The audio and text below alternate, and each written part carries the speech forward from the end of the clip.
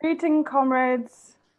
Very nice to have friends, comrades, people from all over joining us tonight as we begin to start Women's Month, the month in South Africa where we commemorate the 1956 Women's March on Parliament, which was a very decisive and important mobilization moment, not only for women, but for the struggle against apartheid and for the liberation of the fight for the liberation of the country. We are going to give those who would like to join us from afar a couple of minutes. Allow people who are maybe finishing their suppers, women unfortunately who have to finish their domestic chores because it has been our burden based on the arrangement of this class society we live in. So let us wait a few minutes to encourage participation from our various comrades.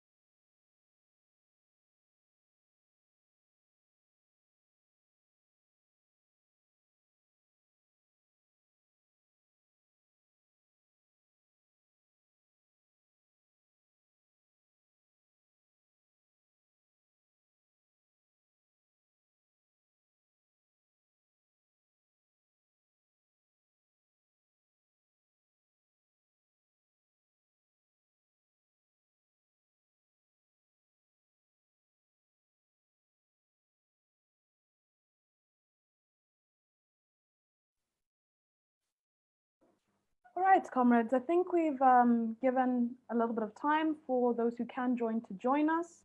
This talk will be recorded, so those who aren't able will be able to watch this at a later period. But I would like to start us off then, if everyone, the panelists are fine. And I hope everyone can hear me. If panelists can hear me, all right? There's no echo in my microphone? All right, great.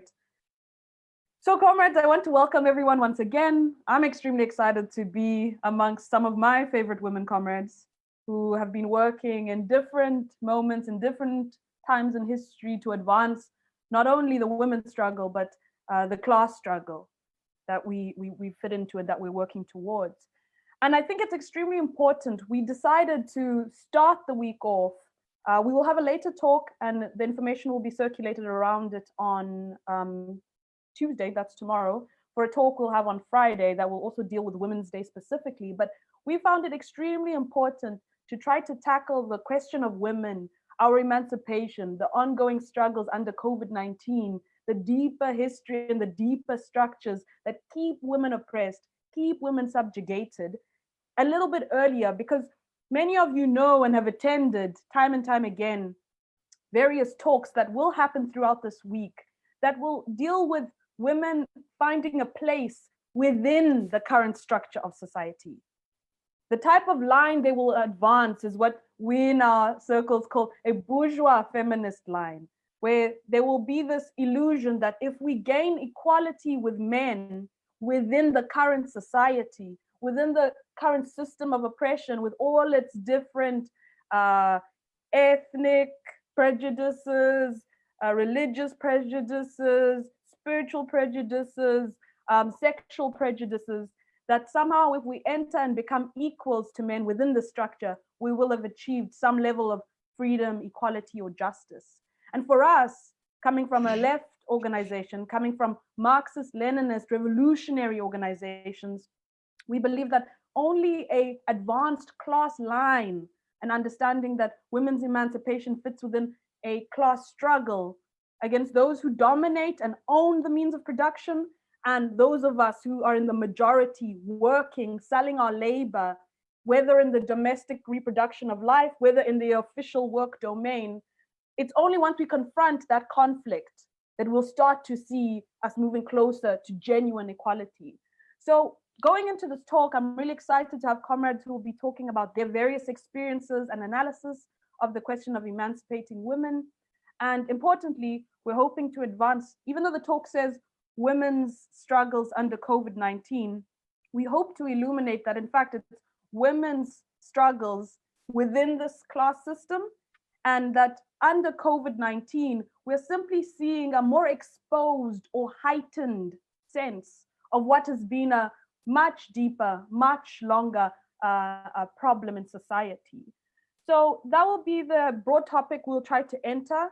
Our esteemed panelists, or I can consider friends and comrades, we'll start with Comrade Lindiwe Kumbane, who will be talking and has largely been based in organizing around domestic work, farm workers, but very much a grassroots organizer.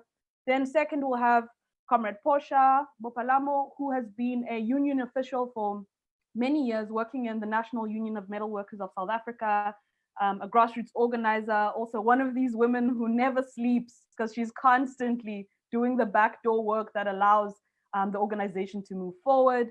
And then lastly, we'll have the Deputy General Secretary of the Socialist Revolutionary Workers' Party, which we are all involved in and are part of the Central Committee, Vashna Jagannath, who is a great historian, a teacher, as well as has been working in the Office of the General Secretary of the National Union of Metal Workers of South Africa. And as we know, comrades, as the retrenchments have been an onslaught, she's been working very closely with our comrades in the union to fight for some level of existence of the working class and the organizations that are leading the struggles against this capitalist system. So on that, comrades, I wish I could have started to lead a song. I wish we could, we mama, we mama, we ma. But unfortunately, we have this limited format in which we are engaging. But hopefully, comrades all over We encourage your questions, any discussion points, please raise them if you're joining us on the Zoom call. There's a chat function. If you're with us on the Facebook, please message there. And I'm sure you could even text in your various WhatsApp groups and people will send them through to us. So we can really also hear from other comrades what their thoughts are in this moment. So on that note, let me let Comrade Lindy begin the conversation. And once again, we welcome you and we hope this can be a beginning point. We hope this week we can start some serious and maintain some serious discussions and interventions around the question of women. And please join us again on Friday evening as we'll extend this discussion further. Comrade Lindy, and I will just give you a waving of the hand when you have 1 minute left. Thank you very much, Comrade Mika, and greetings to all the comrades of the SRWP who join us as we try to understand the issues that confront women. Like the comrade already said, I'm going to just share in particular what confronts domestic workers on the grassroots level.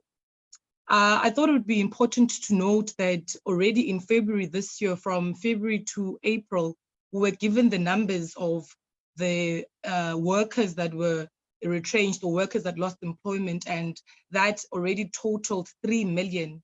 And of that 3 million, we are told that 2 million were women. That already goes to tell you how women are almost always disproportionately affected by these injustices that we face in our society. If we move to March, when lockdown became a reality in all our lives, we remember that lockdown was instituted on the 26th of March. We know of how domestic workers were not paid in full for that month, yet it was only 5 days left before it was month end anyway. We know domestic workers were only paid a week's worth of work, 2 weeks worth of work. Some were not even paid at all. You know, as we're struggling, as workers are struggling with the retrenchments left, right, and center, there is talks of UIF. In the domestic field, there isn't even that UIF to look forward to, even if, you know, with other workers, they'll complain about how it's late, it's not coming in. Domestic workers simply have nothing to look forward to. Those who were able to stay in the employment speak of how it became even worse when lockdown was instituted. You would remember the problems that workers had around transport. When lockdown was instituted, there was really a problem of securing transport to get to work, safety around transport, and so forth and so forth. But as socialists, we always know and note that for us, we're fighting for the complete reorganization of society. And as we continue to fight for that reorganization, we know that there are things that we can do in the immediate to change or make better the lives of our people as we fight and struggling right now. You know that domestic work is undervalued, it's unseen, it's not appreciated. You would know how, for instance, a house that is clean is not appreciated, but make the mistake of having the dishes not washed, make a mistake of having the bed not made, the garden not tended to. It's only then that you would see the scolding coming in, that you would see that it's now seen. But when it's done, nobody gets the appreciation. And we are vehemently against this notion and the reality that domestic work is seen as work that is work for women, because domestic work is essentially something that we must all be a part of, whether we do it ourselves, whether we procure someone else to do it. It's a part of our lives. You know, we need to have it to be able to reproduce ourselves in society. As we're having this conversation, we know that the struggles that we face as South African domestic workers, as women, is not different to what other people across the world are facing. And there's been a lot of struggles that have culminated into what in 2011 made the international organization have the Convention 189, the Convention for Domestic Workers. Now, this convention sets out the labor standards that would be that would need to be met for domestic workers. It sets out the decency that they deserve, the dignity, their rights, that their contracts need to be written and not just be left in a verbal state. This convention basically carries out very progressive proposals. Now, from 2013, we had the opportunity to have countries start the ratification process. Ratification would then mean that the country agrees to be bound by this global standard. As of today, we unfortunately only have 30 countries out of 195 countries that we have in the world that have ratified that convention with all the progressive things that it seeks to advocate for. South Africa is one of those countries, and we only have 4 countries in Africa that have ratified. But ratification is not enough, comrades. We need to then move forward to the implementation stage of things.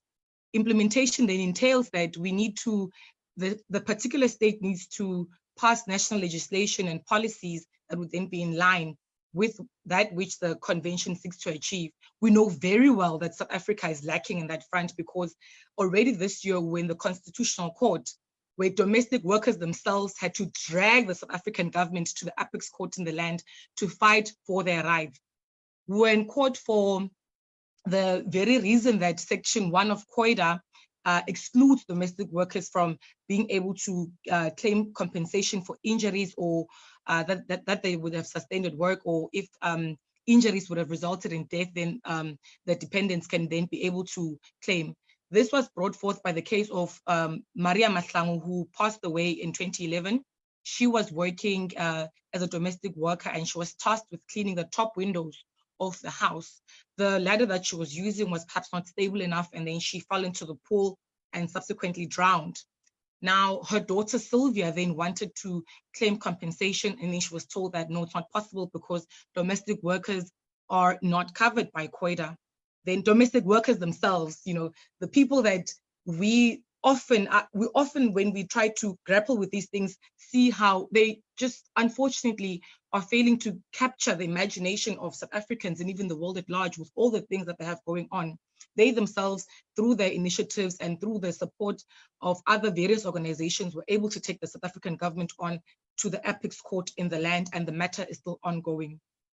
But as we're still trying to just look at things that we can do in the immediate and what can be done to at least make things better for domestic workers, you know, we often find that the fact that these employment relationships that they enter into are not reduced to writing, then results to the exploitation that is rampant across the board in that sector. We can have a model contract, comrades, you know, a contract that would clearly stipulate the rights and of the workers and the responsibilities of the employers, so that nobody can claim the oblivion that we often see when domestic workers come forward to report their cases and so forth. Domestic workers need to have bank accounts. Domestic workers need to have pay slips. It's possible, it's doable.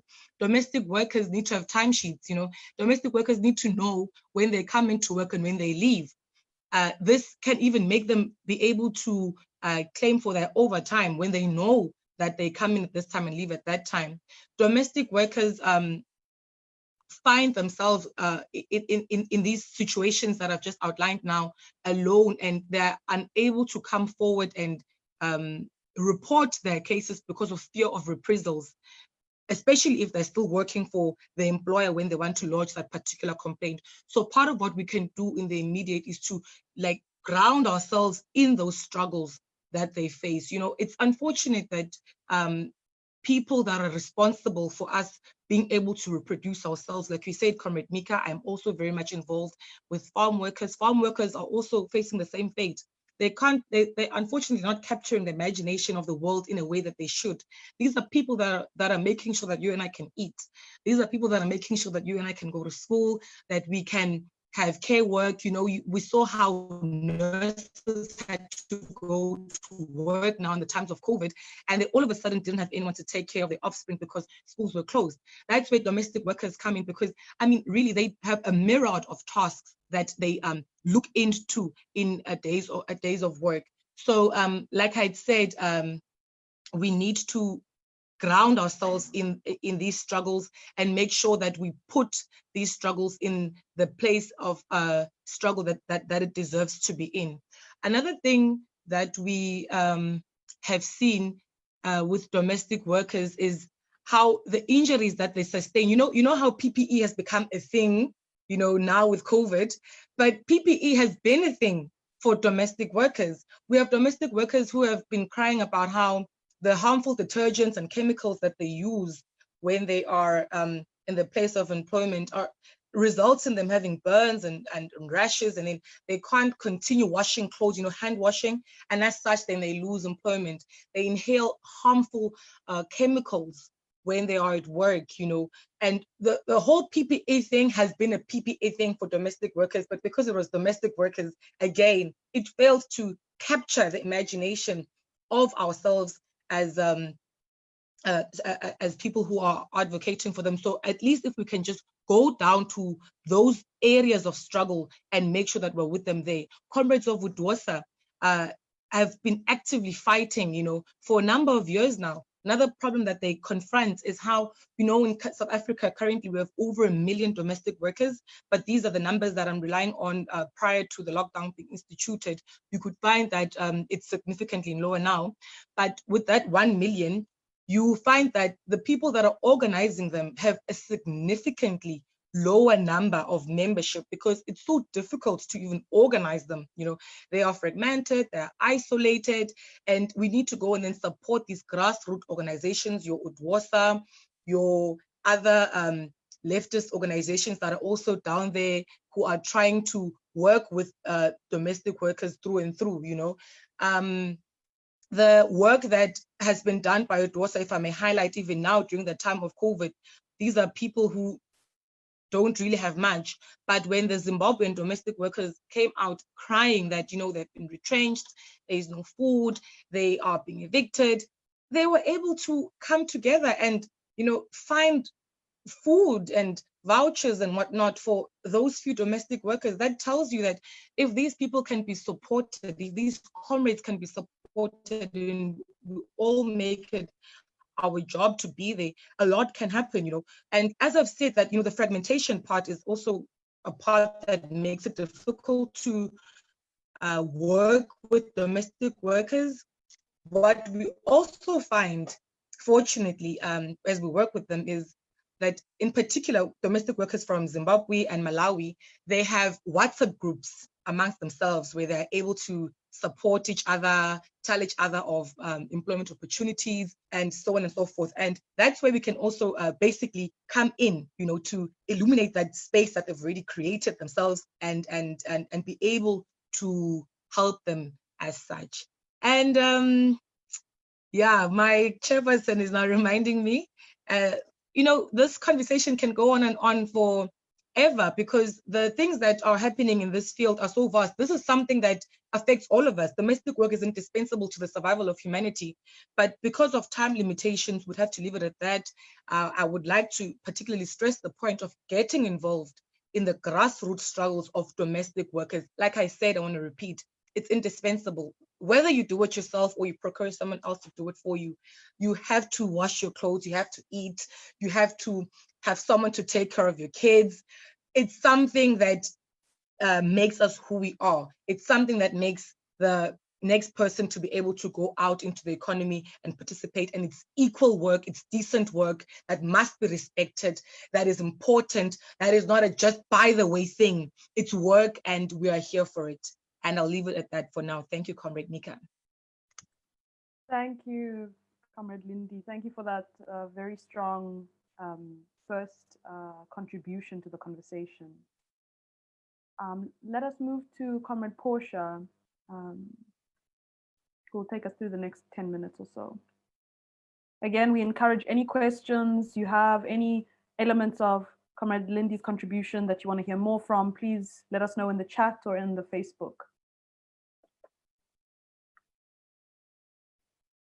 We need to unmute Comrade Portia. Can you hear me now? Yes, there we go. Thanks. No, thank you very much.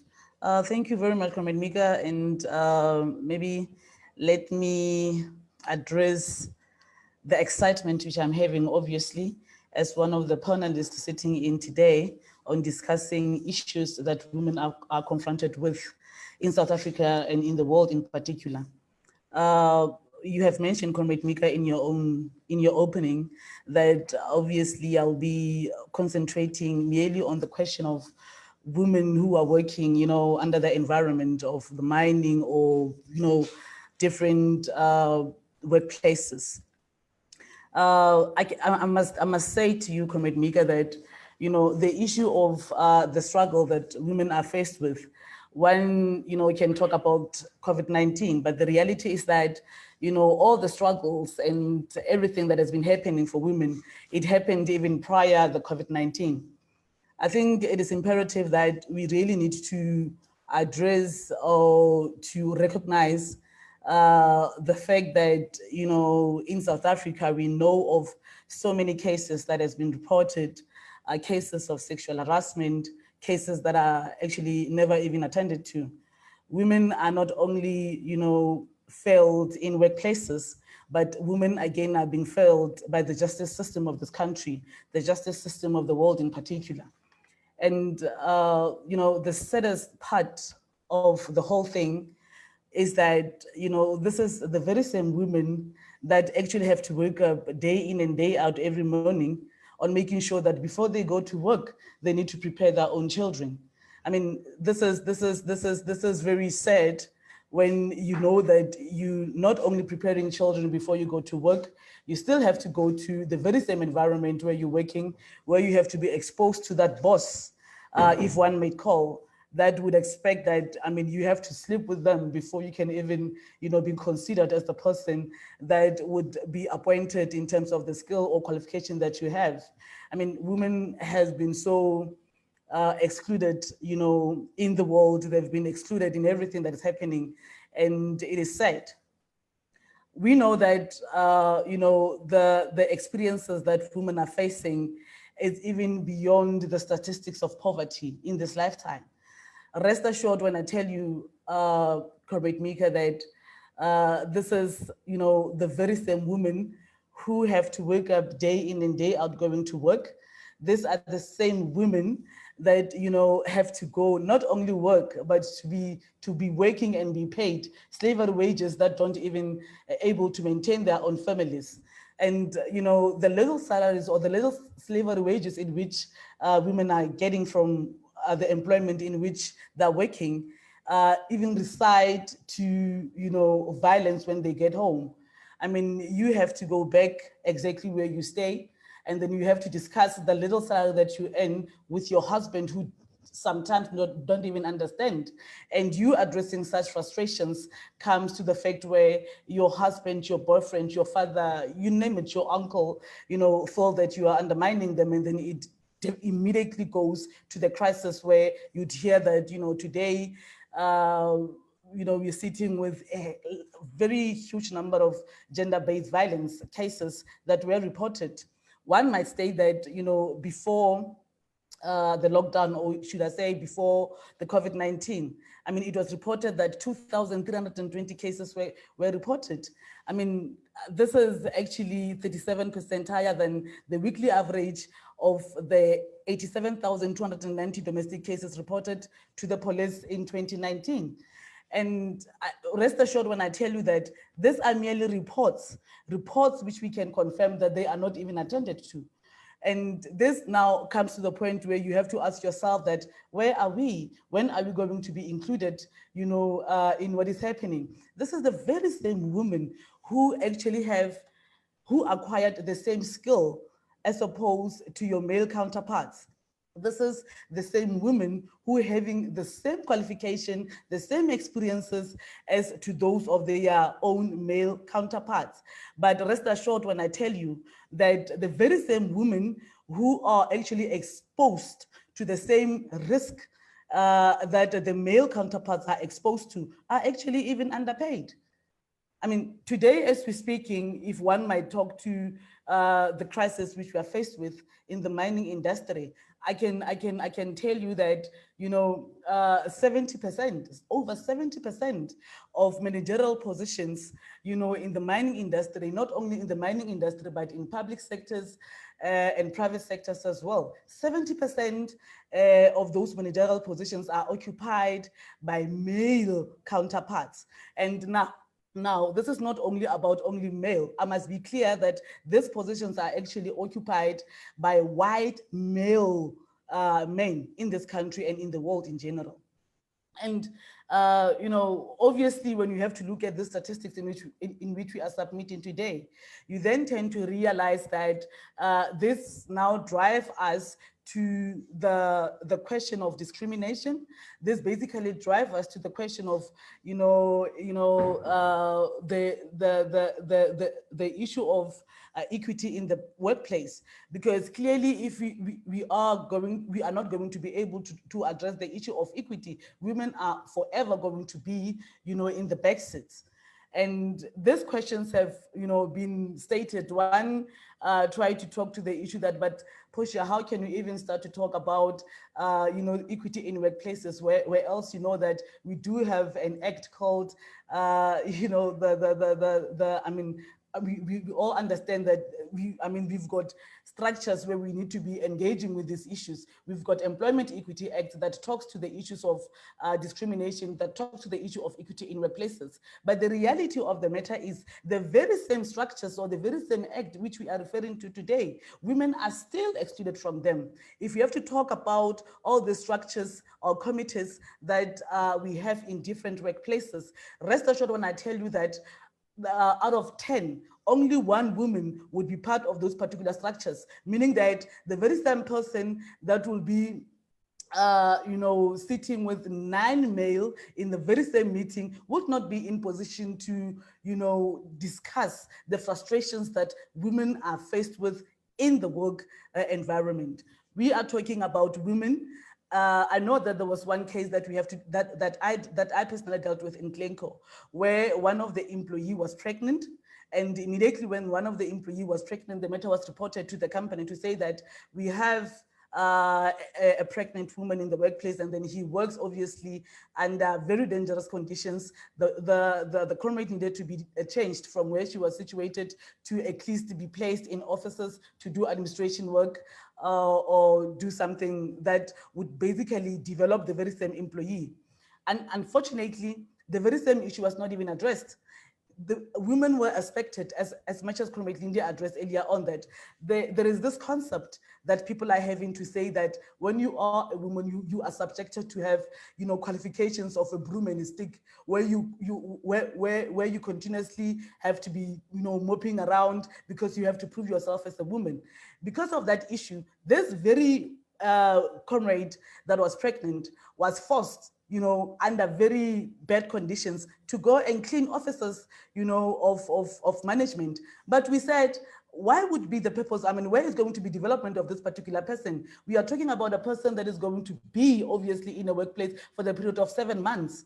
I mean, one obviously would be expected. I've seen that comment speaker. I'm unfortunately left with a minute, but I'm saying this is issues that we are exposed to. I mean, if I have to talk about the question of the very same women who are working in the mining industry, rest assured when I tell you that this is the very same women who work there, they don't have access to land. This is the very same women who don't even afford to go and buy proper housing for their families. The very same women have to go out when they leave their employment. They have to go out and be exposed living in shacks. This is the very same shacks where women are being raped. This is the very same shacks, where women have to fight in terms of protecting their own children. So we are basically going nowhere with the issue that women are faced with or are exposed with in day to day. But I can tell you when I say that the only thing to resolve the crisis which we are faced with, this is when we have continuous campaigns, regarding all these inequalities that women are faced with,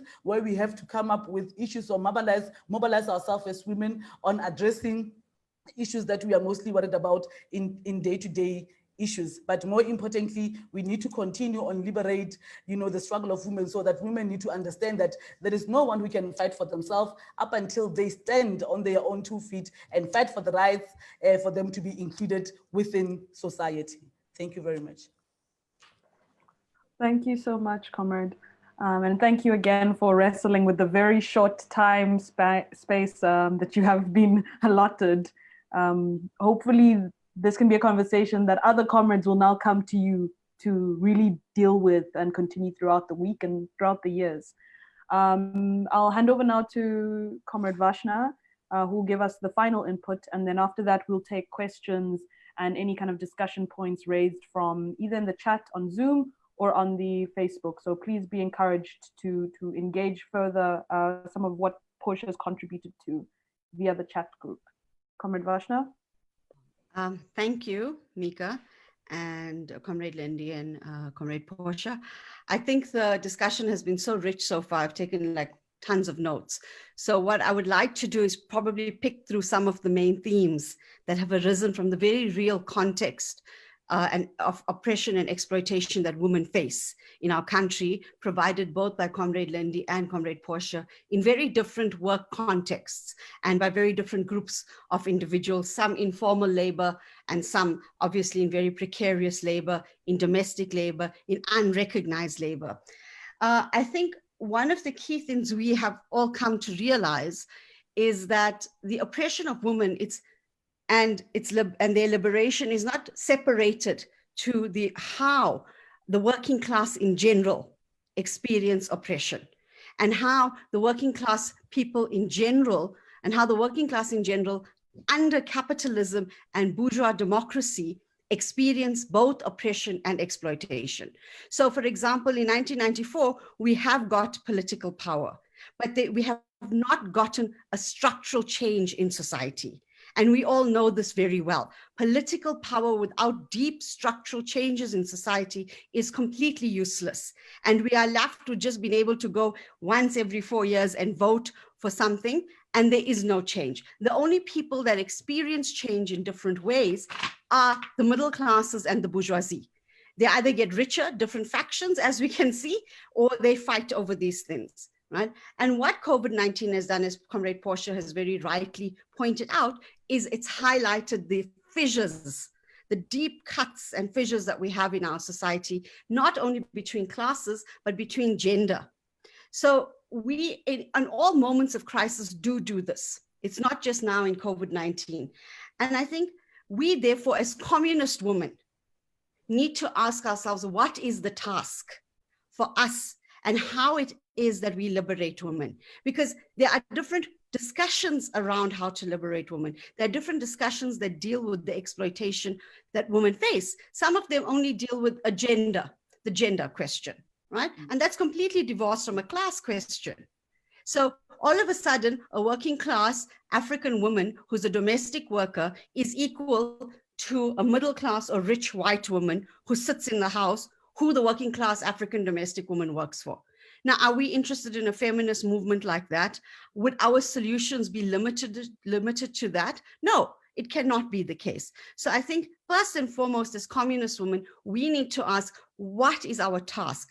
How it is that we deal with the questions of oppression and exploitation that women deal with. And this requires a deep structural economic change at the center of it. There has to be this. I want to give you some of the statistics for South African women and for women in general in the world. For example, at the moment, globally, 70% of men earn more than women, right? In addition to that, the 22 richest men in the world have more wealth than all the women on earth, okay? And in addition to this, women do 12.5 billion hours of unpaid labor a day, right? And that amounts to 10.3 trillion rands annually of work if you had to be paid for it. Now let's explain what unpaid labor is. Comrade Lindy spoke about it very well, about the ways in which labor is unrecognized. In the classical Marxist terms, it's the surplus labor value. Women do surplus labor continuously, and they get no value for it. The domestic work you do in the house of reproducing society. So if you're a domestic worker, you're at least getting some labor, some value, because you get paid a highly exploitative salary, but you're getting something. But that same domestic worker, when they go home and labor for their families to keep their children clean, to keep their houses clean, to make sure that the society is functioning in the home, they don't get paid for that labor. Right? And that is why even our very intimate system the very intimate structure of our family has been seeped through with capitalism. And you see capitalism in that. The family structure has been set up to keep women at home, using patriarchy as the tool to do so that they can get this unpaid labor. What's it? 10.3 trillion rands worth of unpaid labor a year. And who's benefiting from that? Not the working class man. So I also don't understand why they want us to be oppressed, because it's not like they are getting that money, right? It's going to those 22 richest men who have more wealth than all the women in the world, right? And that is something we have to deal with. So as communist women, what is our task? And we see in this moment right now that the working class women have had, from the various examples that have been given by Comrade Portia and Comrade Lindy, is that women experience low wages, they experience precarity of job, they experience exploitation of all sorts, and they also experience oppression. And they do, and this oppression happens both in the workplace, like Comrade Portia was giving examples of sexual exploitation of women's bodies, and they also experience the same thing at home. Okay, so it's just happening all over, and COVID-19 has done this, has brought it to the fore. And I'm sure all of us know now, sitting at home. I mean, I was joking with someone the other day that COVID-19 was started by patriarchy. Everyone's like talking about capital, but also patriarchy, because you have not done so much of labor in your whole life, because the burden is falling on women to do the labor, to keep the house going. And I mean, our education system is so messed up. They're going to school, they're not going to school. It's such a difficult conversation to have, because if kids are not going to school, the labor is not falling onto men to make sure that those kids are fed, to make sure they are entertained, to make sure that they are reading books, that they are able to keep up with their studies. All of that labor is falling on women. So working class women who have to return to work and also have to keep up and make sure that their kids who are at home are taken care of, because they don't have schooling systems. What happens to them? I mean, they are caught in a rock and a hard place, and the state, which is bourgeois and capital, is not making any solutions for those women. Those women are completely kept out of the narrative. Okay, and I think these are some of the kinds of things that we have to understand, that working class women face this. And it starts in the home, and it starts with the family unit. And what we find in South Africa, for example, is that the bourgeois family unit of a husband and wife and kids, right? And hopefully we can be more progressive and think about all sorts of different sorts of families. But in the classical sense, the bourgeois family unit, as developed in the 1800s, is like man, wife, kids. That doesn't work for working class families. Most working class women don't live with their kids, as we know. Most working class women live in someone else's house, and their kids live somewhere else. So family structures are very different. So we also need to, as communists, think through what structures work for us, what structures work for the working class in terms of families, what structures work for working class women, so that we can give them the best support that is needed to make sure that we are able to fulfill their needs and the needs of their families and their kids and so on. I think also, in addition to this, we need to understand, and Comrade Portia touched on this, that even in our society is classed, and in that it's classed and gendered, and it's raced. So there's this triple burden of oppression that the Black working class woman faces, all right? So we have to find that that is inherent in capital and patriarchy. And if you look at it globally, it's the global South versus the global North. But even our feminist movements suffer from this, right? So we need to be very clear as communist women, what sort of feminism are we speaking to?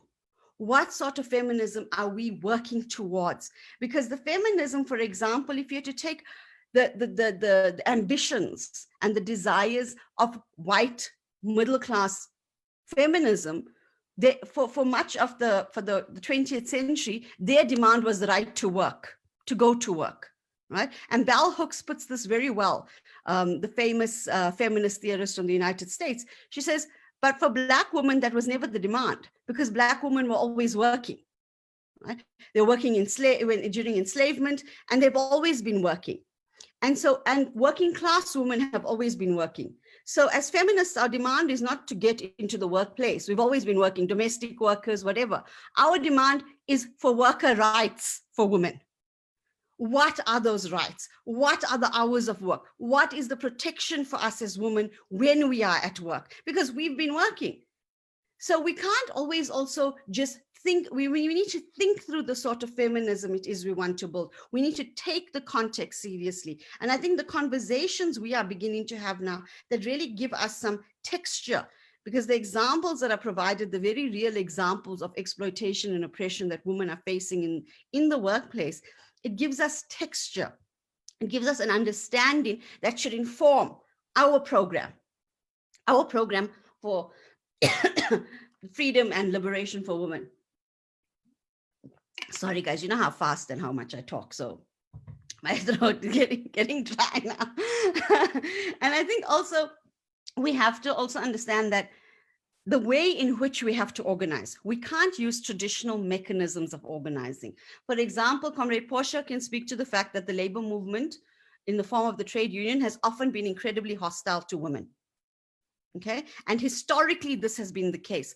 From 1850 onwards, even in Britain, women were kept out of the labor movement. They were actively kept out of the trade union movement. And even if you are a woman in the trade union movement, it's very difficult, and there are very few. And that is because capital itself in formal industrial sectors largely employ men. So capital is patriarchal. And then when we are trying to organize within that capitalist patriarchy, the forms of organization also take those modes on. So we need to think through new ways of organizing. It's incredibly difficult to organize in the home.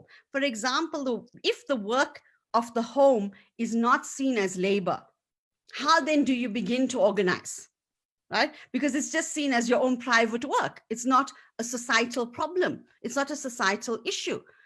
So it becomes very difficult. And we see there's many instances throughout history when people try to organize domestic workers, for example, or women in service, right? And it was incredibly difficult for them to do so. So like Comrade Lindy used to work with Comrade Pinky Machiana in the domestic workers union, and they are doing excellent work in being able to actually organize women, because it's very hard. People often do it. And there's this amazing story of this female trade unionist who was trying to organize domestic labor in Britain.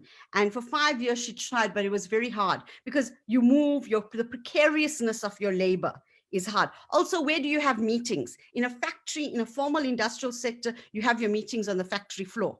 You can make demands on capital to give you spaces to meet and so on. As domestic workers, where do you meet? Do you meet in the park? Do you meet on the side of the road?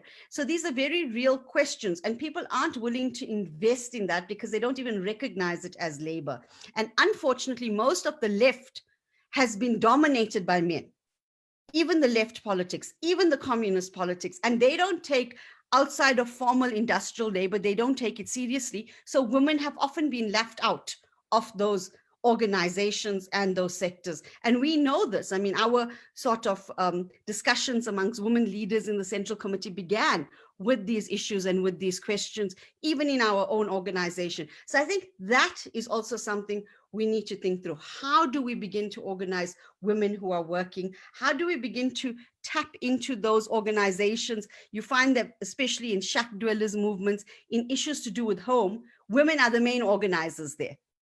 And so how do we tap into those organizations, into those movements to begin to build a proper working class women's feminist organization that can really deal with the issues? Because if we deal with the issues of the working class women and working class Black women in society and are able to win some gains for them, it's going to be a benefit to everyone upwards.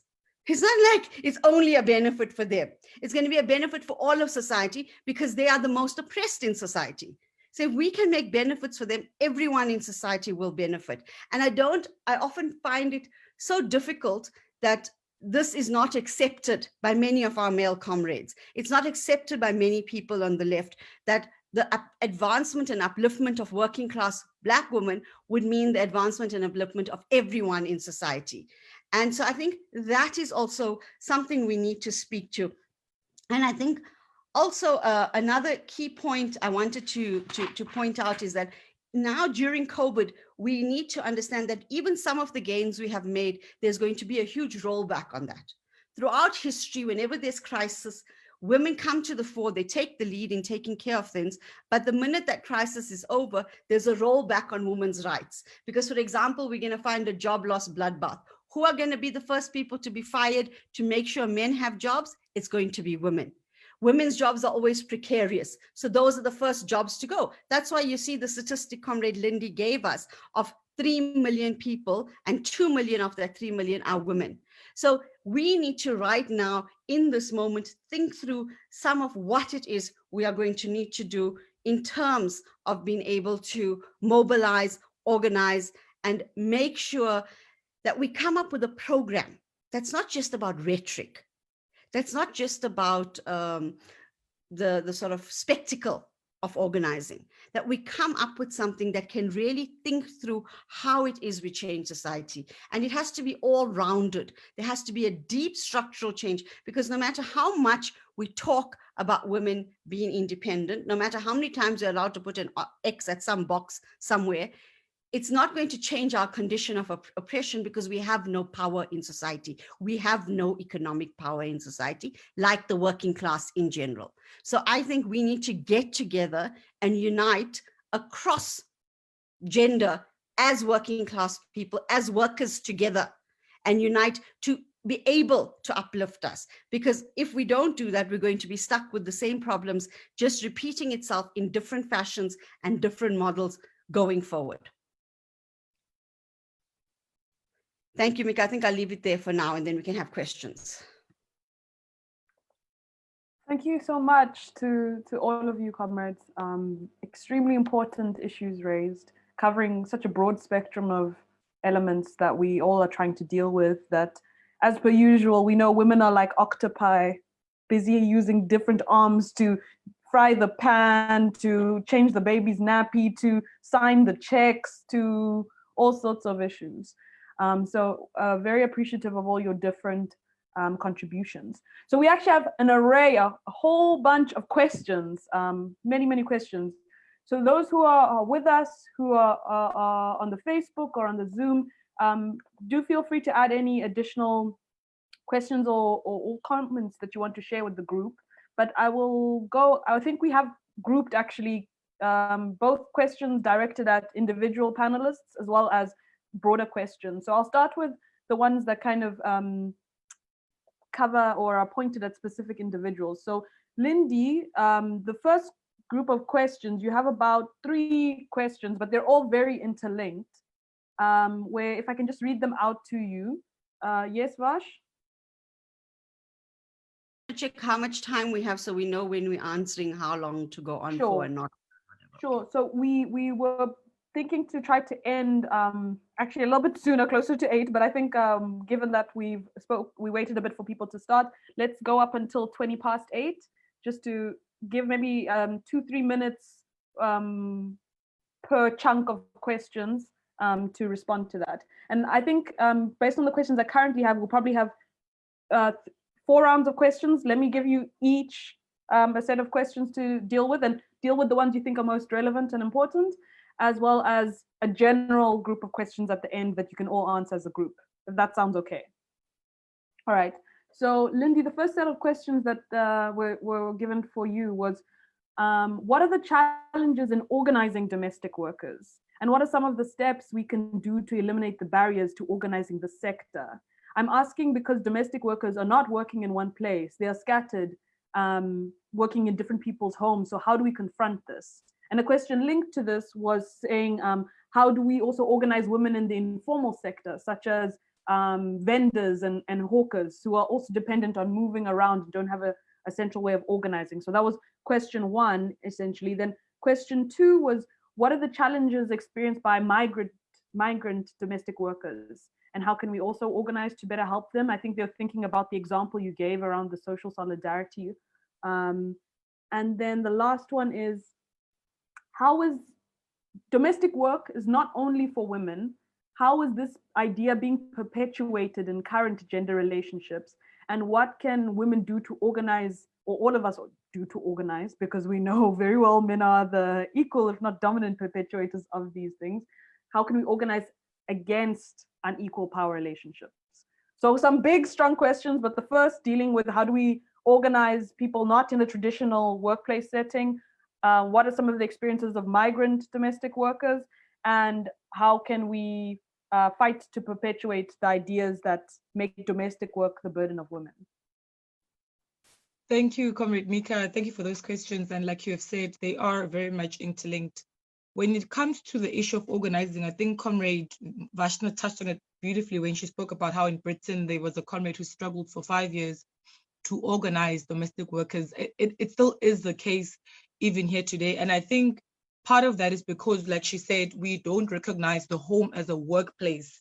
The moment that we can recognize that a person looks for employment and comes to your house to work for you and not just to be there to pass time, I guess, then we're going to be able to recognize that space as a place of employment where legislative reforms can take place. And part of the solutions that we're looking into as we actively struggle with domestic workers is to say that they actually want this to happen. They want to have government inspectors without warrant being able to come into the homes, because once you get me to come and work for you in your house, it's no longer just your house anymore. It's no longer just your home. It's also my space of employment. And they're not just totally not organized. Like I've already mentioned, that they are able to organize themselves for solidarity purposes. So we can tap into those spaces and be with them there in those spaces and move from there. And what happens is that the reason why we are having another problem of organizing them is that the few that do come forward and speak about their problems are left to basically go on their own. If you can check the Maria Mahlangu case, it didn't get the support that it needed to get. And it's a big case. It's a landmark case that is now sitting in the apex court in the land, going to change legislation of the country. So I would say that instead of having domestic workers isolated, we need to isolate exploiters. We need to isolate the people who are perpetuating this abuse and violence. That's when we're going to be able to organize domestic workers, because like I said, the fear of reprisals. They watch one person who comes forward to tell their story, but then there's no support that comes forward. Do you think another domestic worker will come forward? No. The Maria Mahlangu case is being watched by domestic workers right now. We can use this moment and try to show domestic workers that, look, Sylvia Mahlangu, the daughter of Maria, was able to bring her case forward, and she got support from the working class. She got support from organizations. So you too tomorrow can do the same thing, and we're going to be there for you. And I don't know, the last question speaks to how domestic work is not entirely work for women. Of course it's not, and the domestic dwelling, it's not just work that's in the house, it's work that's also outside of the house. When I say that, that is why I love to rely on the word domestic workers, because we have men also, who also get injured at work, who are also exploited, and these are working class men too, so we recognize that this is not just work for women, it's work for human beings that is decent. And we also increasingly see that, even across the world where you have men who also partake in domestic work, they're also exploited. So almost sort of in the same way that women get exploited also, So it's really as an exploitative area right now that needs to be transformed like that. But I agree with the comrade in the question that it is not work for women. It is a job that I can wake up in the morning tomorrow. I can wake up tomorrow morning and actively go and look for. I need to get my benefits. I'm not there because I'm bored, And another thing that I think I just want to add quickly is that we often speak about how domestic workers are abused in the home, and that is like something that happens a lot. It's behind the high walls of people's houses and nobody has access to it, and that's where abuse takes place. But another thing that they bemoan as domestic workers is how if the employer is kind and pays them well, the employer then sort of becomes paternalistic, and then the worker now is treated like the child of the family. They have to stay there on the quarters for a long time, and they're removed now from their own family lives. But remember, like I said, a person wakes up in the morning to look for employment. They come there to work for you. They're not your child. So that paternalism also needs to be dealt with and also be removed. I'll leave it at that, Comrade Mika. Thank you so much. We have some questions then for Comrade Portia. There are two main questions. One of them is, what can women do to organize effectively against the unequal power relationships, and what have they been doing to organize against the unequal power relationships in the like traditional workplaces? Because you were mentioning, you know, the 70% management positions, white, older men, the historical inheritors of the apartheid system, as well as the second question is, we followed the situation at Lannex mines, right? What are the challenges for women who are organizing in the mines before COVID? And how has the pandemic exacerbated or worsened the situation at the Lannex mines? Just need to unmute. No, I did. Thank you, Comrade Mika. I think when you know, what is the most important thing that we need to identify as women is the fact that, I mean, I normally tell people that development is not about some person coming to you and wanting to develop you as a woman or as an employee. Development is even about you as a person. And for that reason, it is important, it is imperative that when there are structures like employment equity structures in a workplace where you are working, it is important for women to start participating or being actively involved in such structures where we now try to, you know, equalize, you know, the number between male and female, so that issues that women are confronted with at workplaces will be in position to be addressed. You know, the challenges that we might have is that, to be honest, I mean, I think it's not the issue that women are tired, or it's not the issue that women feel that even if we can speak, the fact of the matter is we are not being listened to. This is what has been happening for years and years and years. And, you know, the challenges that women have been, you know, faced with for years make women to be demoralized. They make women to start thinking that, you know what, even if I can speak, the fact of the matter is no one is going to listen to issues that we speak with. So that is why we're saying that we need to organize ourselves as women. We need to be making sure that we don't only go and be part of those particular structures, but we become actively involved in terms of those structures. The question of the employment equity structures in a workplace goes to an extreme where people need to be trained, where people need to understand that what are the issues that when we talk about the employment equity, when we talk about issues of discriminations and issues of transformation in a workplace, what is it exactly that you are talking about? Because, you know, sometimes it's going to be not fruitful to take Portia to a structure where Portia is not going to be able to address or understand exactly what has been said. We take 5 women, we take there, and then 5 men are there, but you find women who don't even participate, not because they don't want to, but because they don't understand. So we need to be making sure that we develop ourselves, we make sure that we go there and we dominate as women, so that we can be able to address the question of the inter-equity in workplaces. Without us being there, believe you me when I tell you that we will never be able to address this crisis that we are faced with, where 70% of positions are occupied by male as opposed to women. And the second issue, can I get that second issue again? The second question? It was around what has been the post and during now, prior and during the COVID situation, what has been happening with women organizing in the Lannex Mines case? I can, you know, confirm with you now that we are sitting here today where, you know, we all know that before we went to the lockdown, obviously there was a strike action that took place. And one of the issues, obviously, that made workers of Lancers to go underground was on the basis of the case of the harassment case of one woman that still is not addressed. And the same issue obviously repeated itself, and then workers again went underground so that they can fight for the question of the corruption that is happening underground. I mean, in the mine, the issue of women not being considered or not being included, you know, in terms of structures in the mines, positions and everything.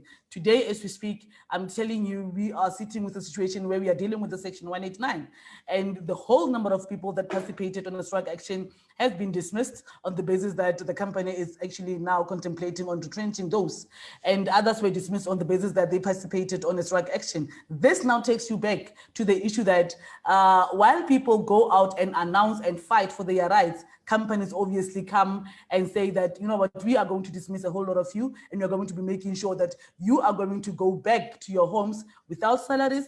You are going to go back to your homes, take care of your children, and at the same time, while you are taking care of your children, you're still not going to be accommodated by the very same people that you are living with. So the crisis has increased, and we are sitting now with a high rate of unemployed women. And now, can I again remind, all comrades of the fact that, the fact of the reality of the matter is, today, as we are sitting with the situation or the challenge where majority of women did not have access to education system. I mean, we are talking about more women who are working in the mining industry. The very same women that worked in Lancers, not all of them are actually having qualifications or having, enough skill for them to go and, occupy your artisanship positions in other mines, or to go and work in government in terms of the qualification that they possess. And it was on the basis that we all know the system, we all know how the system operated prior 1994. We actually know how the apartheid era or the apartheid system, contributed highly in terms of, more women, not necessarily using the word illiterate, but more women not having access to education. So for that reason only, we are still sitting with a situation where the employees of Lancers are sitting home. They don't have a qualification to go anywhere. They're sitting home unemployed, and they've got nowhere to go. So it means now the situation has worsened, but NUMSA obviously is definitely dealing with that issue head on. We are having consistent engagement with the employer of Lancers. We are trying to see how best we can make sure that we address the crisis in which Lancers employees are exposed to, particularly women that were working in that mine. Thank you. Thank you so much, Comrade. Then I will give some that were directed at Vashna. I'll give you two general topics, and then I'm going to just give the third last kind of question so the other panelists can also think about it whilst Vashna is answering. So one was a comrade was seeking clarity, saying, are you saying men should pay their women for taking care of the homes? Just want clarity on the subject of the surplus values women do in housework. And I think that's an important one to tackle, because there's this question of should men just pay, or should the state just compensate women in the homes? That's one question. The other is, and this is kind of a group of questions that I'm trying to put together, is how are we going to abolish the stigma that is prevailing in terms of gender oppression for humankind, but particularly women and children? And what can working class women do in terms of radical action campaigns to start to confront this class struggle more effectively? And more specifically, what then will be the role of the Socialist Revolutionary Workers' Party and other progressive organizations that we align with in order to deal with and advance the liberation of women? Those are directed at Vashna, but the last one I maybe want to put forward, just so it's comrades are thinking in their mind. Comrade Lindy, you mentioned, the social solidarity that we still see always coming up in difficult situations amongst these domestic workers with foreign workers. We've also seen social solidarity coming from the Cuban Henry Reeves International Medical Brigade, where we're seeing people from another country come and fight on the front lines in South Africa and many other countries. And in fact, we're busy advocating that these medical practitioners from Cuba should in fact receive the Nobel Prize, because they're exhibiting the type of solidarity that we need, that puts people above profit. So for all of the panelists, we want to try to think about, as we go forward this week, thinking about women's struggles and how we actually truly commemorate Women's Day, is what are some of the historical and contemporary forms of social solidarity and organizing that we should look to raise up and use in our fight to liberate women? So that's the last broad one that I'd like to offer to the whole panel group as the kind of more concluding sentiment of what are the types of activities, whether it be from the Russian Revolution, whether it be from your mom and your dad and your sisters and your brothers that we should be raising up as an alternative to this world that seeks profit over people's lives. Vashna? Yeah, thanks. I think the question around whether I'm asking men to pay their women for the housework and the sort of broader questions around around women's rights and abuse that women face in the home, and then also the question around like the Socialist Revolutionary Party as a platform and thinking through communist solutions for the oppression women face. I kind of linked, and I could possibly try and answer it in a way that illuminates to all of those things. I think one of the key things is that no, you can't answer that question about whether the husband should pay the wife if you don't answer the bigger question of who owns the economy, because you cannot expect exploited working class men who are already earning so little money to also pay their wives. That would not be the communist solution. The communist solution would be that the workers own the means of production and profit out of those means of production. All workers profit. So whether you are working in the home, you're working in the factory floor, you're working as an intellectual, you all profit from the labor that you put in. So we are not, it's not a personalized issue that a husband has to pay his wife. It's a structural issue. And this is not something that as communists we've dreamed up because we're backward dinosaurs or we're delusional. No, it is there's been actual serious examples in history of where women's labor has been compensated for. There's a movement that started in the 1970s called Wages for Housewives movement that was started by Marxist feminists. And this idea of how you quantify the labor that women contribute to reproduce society. We are literally reproducing. We reproduce society from our own bodies. As the working class women, we are giving birth to workers. The bourgeoisie women are giving birth to the bosses, right? So we are actually reproducing them with our own bodies, and then we care for them. And we take care. That reproductive labor was quantified and its contribution to society. And so there are many examples of societies that are either communist or experimenting with forms of socialism that have taken up measures as a society to alleviate the condition of women who are laboring. For example, in Cuba, women got washing machines in their houses provided by the state. That immediately alleviated the drudgery and the dredging work, the hard work of washing clothes. Women got an allowance from the state. This was the same in Venezuela. In Russia, in Soviet Russia, what immediately happened was the workers are housed in working houses, like in apartment blocks, but no one had an individual kitchen in their home. So you couldn't even cook in the home. What rather happened is each block of flats had an eating area. So everyone who lived there would go and eat breakfast, lunch, and dinner in those places. So the society created a way for women to be freed from cooking, from women to be freed from the kitchen and the tasks that are in the kitchen. Because what you must remember is, and this also goes to that question that Comrade Lindy got about the gendered nature of labor, right? Labor has been gendered because of particular notions of patriarchy when it's useful to capitalism. Because you must remember that men also did a lot of domestic work. For example, in the early part of the 20th century, most men who cleaned in houses most people who cleaned houses were men. They did the labor of cleaning, right? It wasn't seen as a woman's task. That got changed. We know in our own history, the traditions and the history of the Amawasha, the people who were laundrymen in Johannesburg and Durban, there were men who were doing laundry and the laundry work. So at different moments, jobs and work get gendered. And also jobs and work get gendered in different places. So for example, if you're a cook in a restaurant, you can be a man.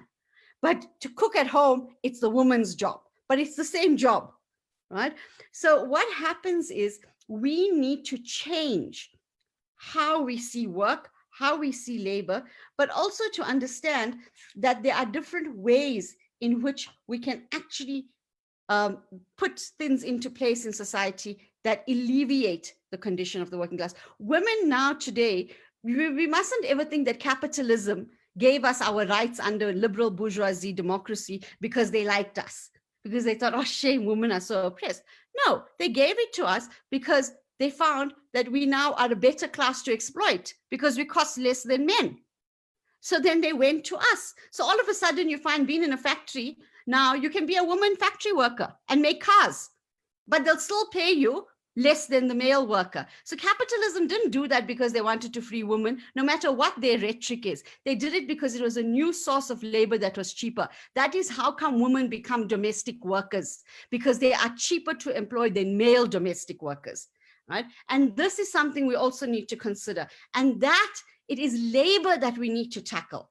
And women's work is labor.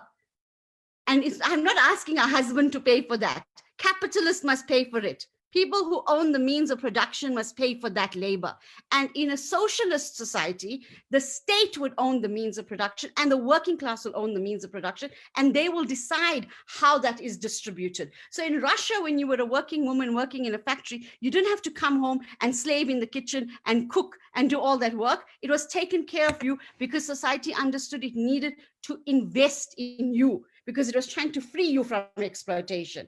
Whereas now, we as women, we're so excited to start working, but then we work and then we come home and we work again. And we're doing the same labor we did when we weren't working. And now we're doing another set of labor added to that. They didn't subtract anything from our lives, and we're getting paid nothing for the work at home, and we're getting paid very little for the work we are doing outside the home. So I think that is something we really need to think through. And then finally, for me, I think, comrades, on this question of solidarity, we really need to take this very seriously. I think now more than ever, capitalism has always sought to split us.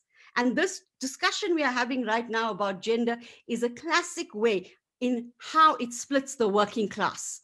It splits us along gender, right? It splits us along borders. It splits us along race. It splits us along class, culture, linguistics.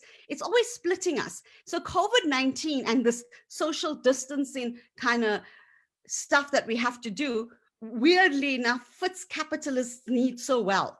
But we have to have solidarity. And as women, it's often that keeps us going. It's solidarity with each other. It's meeting each other. It's speaking. It's talking through our problems. Even if you're having a problem at home and you need to speak to someone, you get solidarity from your neighbor, from your sister, from your friend. And now that is being eaten away more and more. So we have to hold on to that. Yes, workers of the world must unite, and women workers of the world must also unite and make sure that we keep ourselves close to each other. We must make sure that we work towards building this. And that's why I think these conversations, like today, I'm so happy to see you all in person, like these things, because we can become atomized and isolated, and we cannot win anything alone.